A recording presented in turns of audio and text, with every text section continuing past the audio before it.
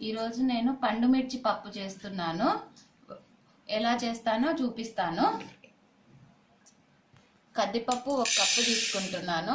వీటిని వాష్ చేసుకుంటా. కందిపప్పును క్లీన్ చేసుకున్నాను. ఇప్పుడు దీంట్లోకి 2 టమాటా తీసుకున్నా, ఒక పెద్ద సైజు ఆనియన్ తీసుకున్నాను. రెండింటిని కట్ చేసి వేసుకోవాలి. పచ్చిమిర్చి, పండు మిర్చి,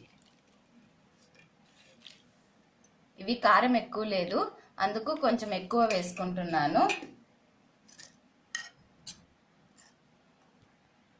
పచ్చిది పండు మిర్చి అన్నమాట, కారం ఎక్కువ లేవు, అందుకు కొంచెం ఎక్కువ వేసుకున్నాను.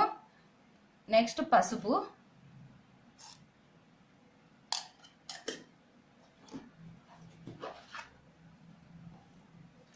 చింతపండు అన్ని వేసేసుకున్నాను. ఇప్పుడు 1 కప్పు కందిపప్పు తీసుకున్నా కాబట్టి 2 కప్స్ వాటర్ వేసుకుంటున్నా. విజిల్ ఒక 3 విజిల్స్ వస్తే సరిపోతుంది పప్పుకు. 3 విజిల్స్ వచ్చాక ఇలా పప్పు బాగా ఉడికింది. ఇప్పుడు సాల్ట్ వేసి పప్పు గుత్తితో వెనుపుకుంటాను.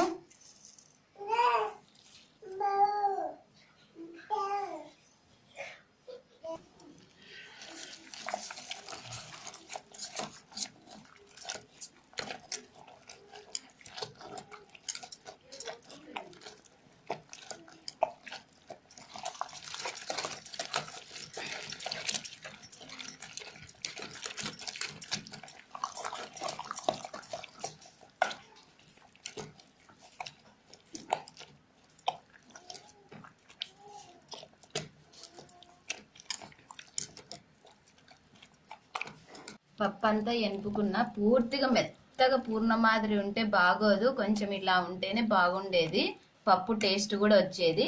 ఇప్పుడు నెక్స్ట్ మొత్తం ఎనుపుకున్నాక ఇప్పుడు తిరువాత పెడతాను పప్పుకు. ఆయిల్,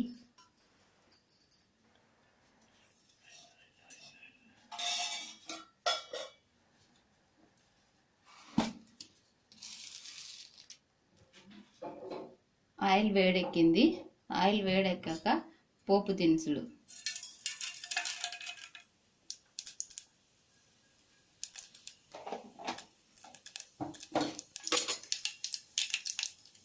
వెల్లుల్లి,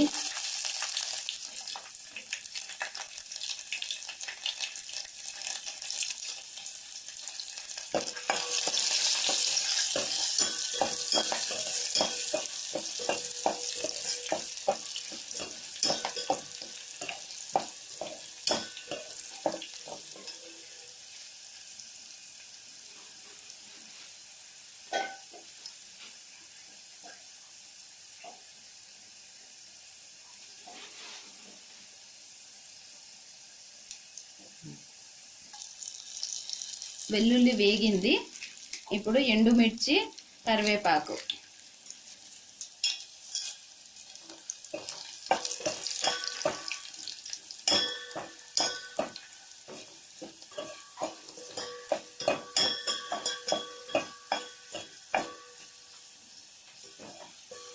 స్టవ్ ఆఫ్ చేసుకున్నాను.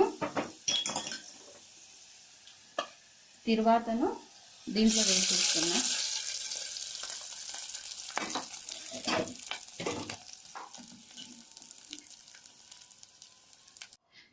తిరువాత పెట్టుకున్నాక ఆ తిరువాతనంతా పప్పులోకి కలిసేటట్టు బాగా కలుపుకోవాలి.